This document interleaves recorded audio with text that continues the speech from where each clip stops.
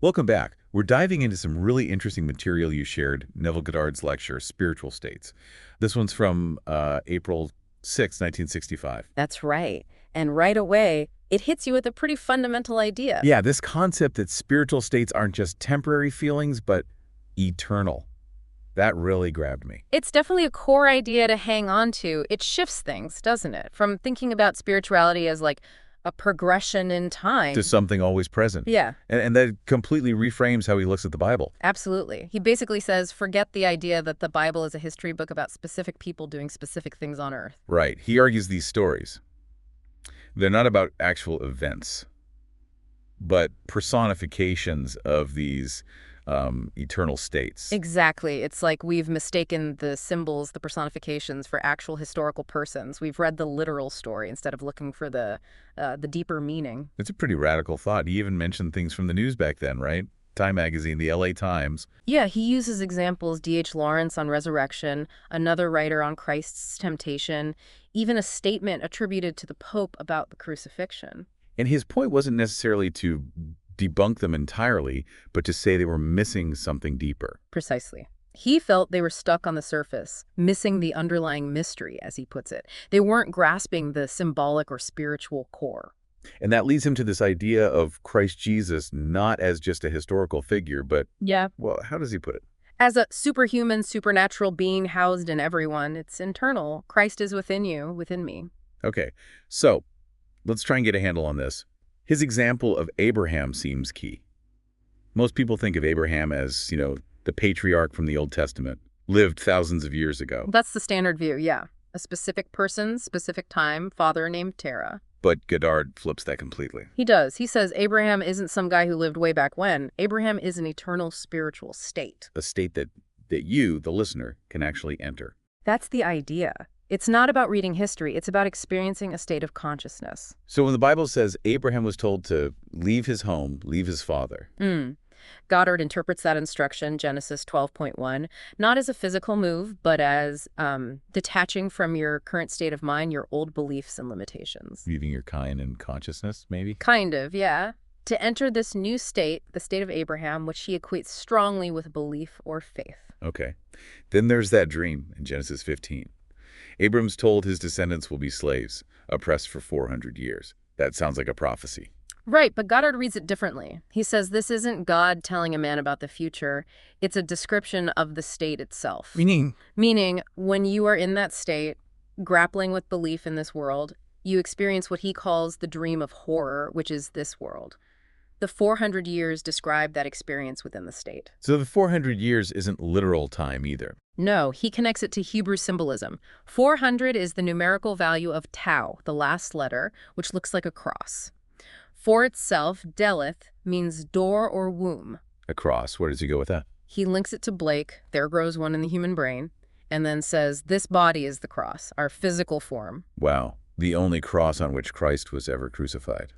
That's a powerful statement. It really reframes the whole crucifixion idea as an internal human experience. He even quotes John 10.18. No one takes away my life, I lay it down myself. Exactly. To show it's a voluntary process, this crucifixion on the cross of the body, undertaken by the divine within us. He brings in Blake again too, doesn't he? From Vision of the Last Judgment. He does, citing Blake saying, the person Moses and Abraham are not here meant. Blake saw them as personified attributes of God. Or states of consciousness, as Goddard puts it. Right. So Abraham becomes the personification of belief or faith.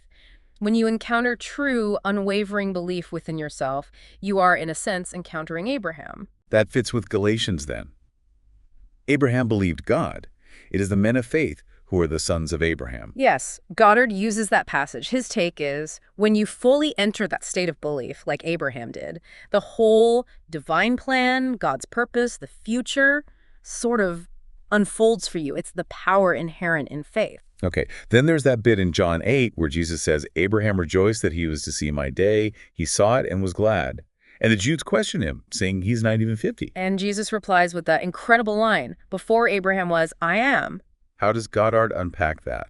He sees it as Jesus identifying not just with the human form, but with the fundamental timeless awareness that I am. This I am is God, the supreme being, which existed before the state called Abraham. So the core I am existed first, and then it experiences different states, like Abraham, like being human. That's the essence of it. The I am constricts itself, you could say, to experience the dream of life through these various states. Okay, it's a lot to wrap your head around. You mentioned symbolism earlier. He connects Abraham being 100 years old when the promise comes. Right, 100. He links that to the Hebrew letter Kof. Its value isn't 100, but it's the 19th letter, and symbolically it represents the back of the head. The back of the head. Why is that significant? Because in Goddard's framework, that's the point of spiritual awakening. Kof signifies that point where the skull opens, metaphorically, and awareness shifts. So 100 isn't about age, it's about reaching that readiness for the promise, for awakening. That's fascinating. And Isaac, Yeah. his name means he laughs. Yes. Goddard sees Isaac as the result of that awakening promise. He calls Isaac the shaping of the unbegotten. Since God has no origin, Isaac represents God shaping himself within you, the individual. And the laughter. It's the joy, the affirmation of that divine birth happening within. God laughing in creation, you might say. He describes this awakening experience quite vividly connected to Kof, the sound of wind, which is spirit in Hebrew and Greek. Right, the sound of the spirit. And then finding the child, Isaac, the Christ child, wrapped in swaddling clothes. It's very intimate. Yeah, he mentions asking, "How is my sweetheart?" And then the scene dissolves.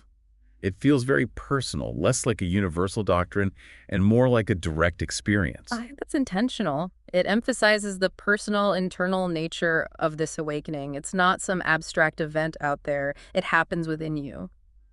The dissolving might suggest how these peak experiences integrate back into our everyday consciousness. Okay, this is all incredibly interesting stuff, theoretically. Mhm. But so what? How does this actually help someone listening? What's the practical takeaway? Well, this is where Goddard really connects it. He says, just like these biblical figures entered states like Abraham falling asleep in Genesis 15, you can consciously choose a state to fall asleep in every night. You mean literally as you're drifting off to sleep? Exactly. You decide what state you want to experience. Maybe it's feeling healthy or financially secure or loved or successful. You choose that state. And then you just think about it. More than think, you feel it. You assume the feeling of the wish already fulfilled. You get into the feeling of being that healthy person or having that abundance right as you're losing consciousness and falling asleep. Even if your current reality is completely different. Especially then. You ignore the evidence of your senses and persist in feeling the reality of the desired state. Goddard stresses persistence. Gently bring your mind back to that feeling if it wanders. You're impressing your subconscious. And the idea is the state you successfully fall asleep in. That's what projects onto your life. That's his core technique. The state you inhabit in imagination, particularly in that receptive state in your sleep, becomes the reality that gets mirrored or projected onto the screen of space, as he sometimes called it. So it makes these big spiritual ideas very applicable. Very practical, yes. It turns imagination from just daydreaming into a creative tool. Okay, let's circle back to Christ for a moment. Goddard was clear he wasn't who those writers or the Pope thought he was. He called Christ a superhuman, supernatural being buried in you.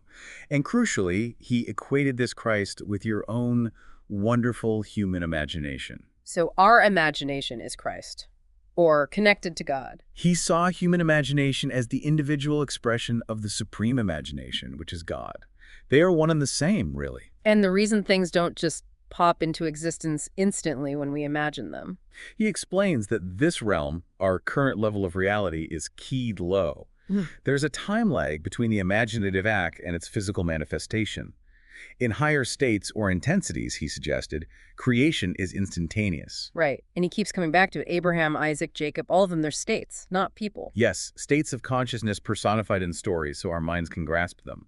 Isaac, for example, is the fashioning of the new state, born from the mind womb, your imagination. He shared a personal story, too, didn't he, about feeling asleep for decades. Yeah, he said he felt he was, quote, sound asleep for 54 years until he had this profound awakening experience in his skull. Right there at Kof, the back of the head. And he described coming out of his skull, detaching from the body, the cross. Yes, a feeling of liberation from the physical form. It sounds incredibly intense. And he mentioned that people still in the old state couldn't even see him at first. Right.